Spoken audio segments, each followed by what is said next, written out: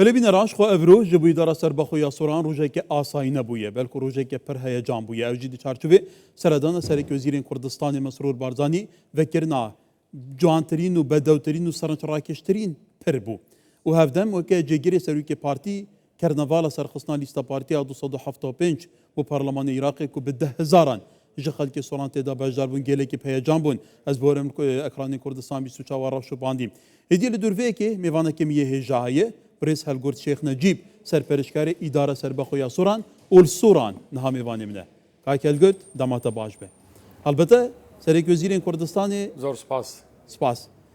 سردانه که میدانه که میشه پروژه دست بکن و که سرک وزیران گوتی ایدی امی و دوره بکینه دوره که جهانیه گشت و گذاری کواتا رؤیا و دنیا بینی و استراتیجی سرک وزیران مسرور بارزانی جبو اداره سربخویا سوران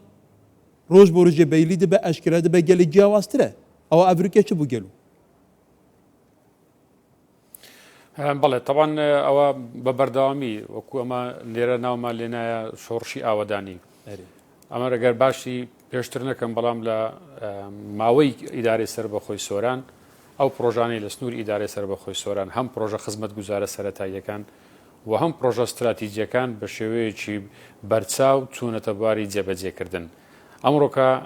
جەنابیشیان ینی بە هەکبەیەکی پڕەوە جارەشی دیکە سەردانی ئیدارەی سەربەخۆی سۆرانی کردو و هەموو ئەو پرۆژانەی لە ساڵانی ڕابردوو کە بەڵێنی بە خەڵکی ئەو ناوچەیەدا بوو زۆربەی هەر زۆری ئەو پرۆژانە تەواو بوونە و بەشێکی زۆریشان لە تەوابوون نزیکن. پلانی جەنابیان بۆ ئیدارەی سەربەخۆی سۆران کەوکو ناوچەیەکی گەشتیاری پلانێکی دوورمەودایە. پلانێکە کە استراتیجەتی جەنابیان لە یەکەم جارەوە بۆ ژێرخانێکی ڕێگاوبانی پتە و لەو سنوورە دروست بکرێتن کە ئێمە دەستمان پێکردو بە قۆناغی زۆر باشیشی بڕیا لەگەڵ پەرەڕێ لەگەڵ دروستکردنی ژێرخانی ڕێگاوبان بابەتی ماستەرپلانی گەشتاریە کە جەنابیان خۆی سەرپەرشتی ئەو پلانە دەکاتن و پلانەکە ئێستا چووەتە بواری جێبەجێکردن بۆیە تێگەشتنی جەنابیان لە ڕوئیا و کەرتی گەشتیاری و هەم کەرتی بازرگانیش چونکە ڕێگاوبان شادەماری هەردوو کەرتی گەشتیاری و کە کەرتی بازرگانیشە بۆیە بەڕاستی ئەوەی کە لە ماوەی ساڵانی ڕابردوو بەڵێن بە خەڵکی ئیدارەی سەربەخۆی سۆراندا جەنابیان بەڵێنی پێدان بۆیە ئەمڕۆکە زۆر بە ڕوحێکی زۆر وا هاتە ناو جەماوەر کە بەو ڕوحیەتێک کە بەڵێنەکانی خۆی هەموو گاندوتە جێ ولی کاک هەڵگوت هەڵبەتە وەکو جەنابیانژی گوتی ئەف دەڤەرە دەڤەرێکی گەشت و گوزاریە خەڵی گەلێک سەردانایە دیکە ئێکیش بنەمایین بەژاندنا دەڤەرێ ڕێوانن بەرزە پرت کە هات کێڤەکردن ئەو بەرزە پرت گەلو جارێ ستراتیجی بە بونیەوی بە ژێرخانی بە بۆ سۆران چت گەینیت کو ئیرات بوو بەکرێت ئەوە دەواازەی ئیدارەی سۆرانە ئیدارەی سنتەری قەزای سۆرانە طبعاً هەموو ئەو حرەکە و جوڵێ هاتوچۆیە ئێستا کە لە دەواازەی بۆ نمونە حاجی عومەران هەموو ئەو بار هەڵگرانێک کە پێشتری داخلی سۆران دەبوون ئەوانە دەبێ هەموو بەسەر کە دەبان لە لای نەخۆشخانەی ئاشتی بە یوتێرن گەڕابانەوە بۆ ڕۆشتبانە سەهاتبانەوە سەرشەقام کە ئەوە جەنجاڵیەکی زۆری دروست کردبوو ینی ئەمە بەداتا لەکنمانە ئەو کاتێ تقریبان هەفتانە ئێمە لەوێ بەداخەوە ڕووداوێکی هاتو چۆمان هەبوو چونکە ترێلەکان هەمووی کە دەسوڕانەوە کێشەی گرفتێکی زۆریشی بۆ هاتوچۆ دروست کردبوو ئێستا بە هەبوونی ئەو پرۆژە استراتیزیە ئەو تێپەڕبوونی ئەو بار هەڵگرانی لە دەواازە دێن هیچ ئاستەنگێک بۆ هاتوچۆی دەواازەی سۆران دروست ناکە ئەوە لەلایەک لەلایەکی دیکە ئێمە ناوچەیەکی گەشتیاریە هەموو ئەو پاسانەوە ئەو گەشتیارانەی کە دێن جارێک کە ئاستەنگ بۆ هاتوچۆی خەڵکی سۆران کە لە ئەو دەواازەیە بەکاردێنن دروست ناکاتن وەسیمایەکی زۆر جوانیشی بە شاری سۆران داوەکو خۆتان دەبینن دوای ئەوەی کە بەتەواوی سەوزایەکە شتێداشین بوو دەبێتە پرۆژەیەکی استراتیجی بۆیە ئەوە طبعاً هەنگاوەکانی ئەو بەرنامەی پرۆژەی ژێرخانی ڕێگاوانە کە ئێمە باسی لێوە دەکەین چکەوە ڕەبت دەبێتەوە لەگەڵ ئەوەی ئێستا کە باسی دەکەن جۆساییدی ئەو چلمەتری ئەو بەرزە پردەکە بەرزترینێکە کە لە بەرزترین بەرسە پردەکانی عێراق و هەرێمی کوردستان ئەوانە بێک بەستنەوەی ئەو هەموو ڕێگاوبانانە وا دەکاتن جوڵەی بازرگانی و جوڵەی گەشتیاری بە شێوەیەکی زۆر ئاسان بیتن و بەرنامەی بەستنەوەی ئیدارەی سەربەخۆی سۆران بە هەولێر و پایتەخت و شارەکانی دیکەش ئێستا کە چوتە بواری جێبەجێکردن لێرەشەوە ئەمە ئەو کاتە ئەو ماستەر پلانی گەشتیاری کە بۆ ئیدارەی سۆران دانراوە بە شێوەیەکی زۆر کاریگەرتر دەوری خۆی دەبینێت و دەتوانین بە شێوەیەکی زۆر باشتر پێشوازی لە گەشتیاران بەڵێ کاکەل گورت سەرۆکوەزیران سەردانا پرۆژێ گەلیە عەلیبەگێ کرد توزانی دەما بەحسێ ئیدارە سەربەخۆیە سۆران تێدەکردن گەلیە عەلیبەگێ شەلاڵاوێ بێخالێ ئیدیەف دەبەرە هەردووینها لەژێر بێگومان چێکردنێدانە کەواتە ئەف دوو پرۆژە کەنگی تەمام بن و ئەڤە لێ ڕەوشە دەبەرەوە بەرەفکی ببن بەڵێ ئەمە گەلی عەلیبەگ و بێخاڵ جوندیان ئەوانە هەموو ئایکۆنی ئیدارەی سەربەخۆی سۆران ناوچەی گەشتیارینە بەڵام ئەوەیە ئەمە لەوانەیە نەمانتوانی بتون وەکو پێویست سوود لەو شوێنانە وەربگرین لە ڕووی گەشتیاریەوە پلانی یەکەمیان دیزاین و ماستەر پلانەکەیە کە دیزاینەکە ئێستا ئەو ناوچانێکە جەنابیشان ئاماژە پێکرد ئەوانە تەواو بووینە و ئێستا قۆناغەکانی چۆتە باری جێبەجێکردن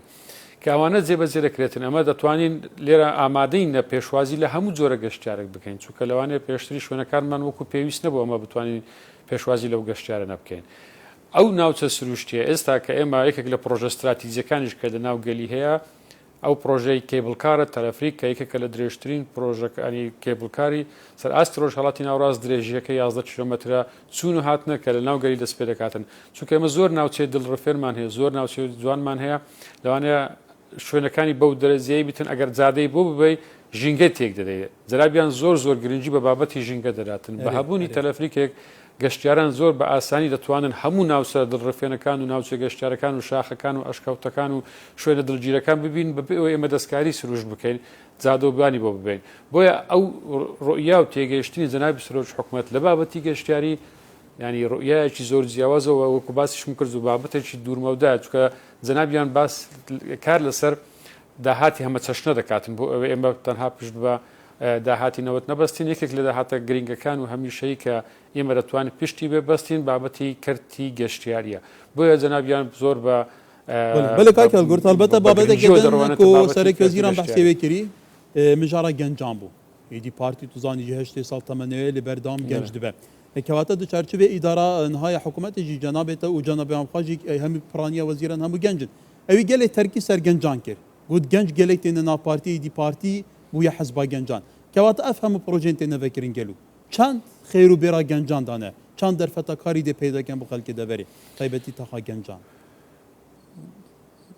بەڵێ من تەسەوڕ ناکەم کەس هیچ حلانێکی سیاسی بەقەت پارتی بتوانێتن جێی گەنج بکاتەوە ئەمە باسی هەگەر لە هەم ڕۆیەکەوە باسی بکەن هەر لە دروستکردنی هەلی کار تا دەگاتە خوێندن تا دەگاتە تێگەیشتن لە گەنجان تا دەگاتە وەرزش ئەمە معنی پارتی نزیک بوونەوەی پارتی لە هەموو لایەنە سیاسەکان لەگەڵ گەنجان تەسەوڕ دەکەم نزیکترین لایەن کە لەگەر گەنجان بتن پارتیە ئەمڕۆکە جەنابی سەرۆک حکوومەت لە بانگەشەی هەڵبژاردنیش کاکەگەر ئەمە لە ماوەی ساڵانی ڕابردوو ئێستاکە لە بانگەشەی هەڵبژاردن زۆر بەسەر بەرزانە دەچین بە خەڵک دەڵێن ناڵێن بە خەڵک ناڵێن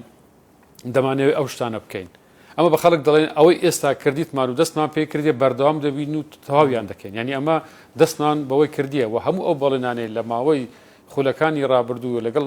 خەڵک و هاوڵاتی قسەمان کردێ کە ئێمە وەکو پارتی ئەمە لێرانە چ دەکەین هەموو ئەو بەڵێنانەمان گەیاندوتۆ جێ بۆیە زۆر بەڕانی بەسەر بەرزانە ئێمە دەتوانین بە خەڵک بڵێن ئەو متمانەیە بە ئێمە بکەن و ئەو متمانەیە بە پارتی بکەن ئێمە پارتی دەتوانین ئەوەی کە ئێستا دەستمان پێکردووە و ئیشی لەسەر دەکەین و دەتوانین بەردەوام بین بە تایبەتی ئەمە بەرزبەت پەرلەمانی عراق ینی پەرلەمانی عراق لەوانەیە زۆر جیاوازتریش بیتن لەگەڵ پەرلەمانی کوردستان هەموو دۆست و نارانی دەزانن کە ئەوەی کە بتوانێتن بەرگری لە مافی خەڵکی کوردستان بکاتن تەنها ئەندامانی لیستی پارتیە من بەڕاستی تێبینێک ینی حەز دەکەم ئیزافەیەک زۆر گرنگ کە خەڵکی مە لێ ئاگدار بیتن کە تو ئەندام پەرلەمانێکی لە نێریە بەغدایە ئەو ئەندام پەرلەمانێک کە لە دژی هەرێمی کوردستان ئیش دەکات و جارشکە لە دژت کار دەکاتەوە ینی ئەوە دەبێتە زۆر خراپتر لە ئەندام پەرلەمانێکی نەتەوەیەکی دیکە عرب بتنیان هەر ناوچەیەکی دیکەی عراق ئێمە دەبێت خەڵکی کوردستان بزانێتن چێت بە نوێنەرایەتی خۆی دەنێرێتن بۆ بەغدا چونکە ئەندام پەرلەمان کە تو هەڵت بژار چۆ بەغدایە ئیتر حزب ئەگەر کەم و کوڕیش هەبێتن حزب ناتوانێتن دەستکاری بکات و بیگۆڕی لە هەموو خولەکانی پێشتری تەنها ئەندامانی لیستی پارتی بووینە کە لەژێر ڕاستپەردەکانی پارتی و جەنابی سەرۆک لایەن نەدایە. هیچ کاتێک هەموو ئەو ڕاستپاردانەوە هەموو ئەو ڕێنمانێک کە لە بەرژەوەندی هەرێمی کوردستان هەبووە تەنها لیستی پارتی بووەوە ئەندامانی پارتی بوونە کە تەواو پابندی ڕاستپەردەکانی پارتی بووینەوە ئەی جەنابی سەرۆک بووین. بۆیە زۆر گرنگە بۆ خەڵکی ئێمە و دیتیشمان ینی ئەوانەیە کە خەڵکی کوردستان دەنجیان پێدا کە چوونە هەرێمی لە دژی عراق لە دژی هەرێمی کوردستانیشان کرد. بەڵێ ئەوەتە گوتی گرنگ بۆ دەستپێکی مە بەحەس کرد مژارە و بەس لیستا پارتی لیستەکەی گرتە بوو لە بەغدادی هەموو تەبلیغ بوونە پەتێنەوان بووە. بڕێز هەلگورد شێخ نەجیب سەرپەرشتکاری ئیدارە سەربەخۆیە سۆران ئۆل سۆران گەنمە بوو گەلێ سوپاس.